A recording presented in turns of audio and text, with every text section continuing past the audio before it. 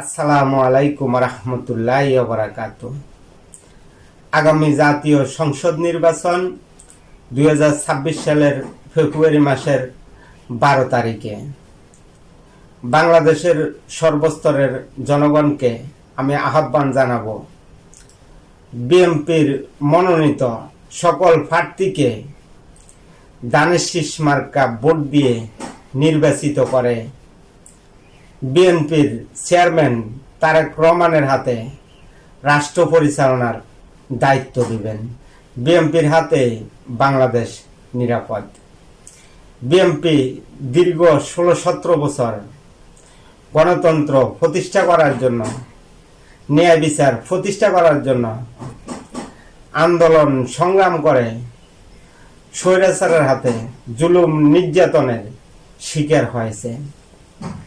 এই জন্য বাংলাদেশের সর্বস্তরের জনগণ বিএনপির সকল মনোনীত প্রার্থীকে ধানের শীষ মার্কা ভোট দিয়ে নির্বাচিত করবেন।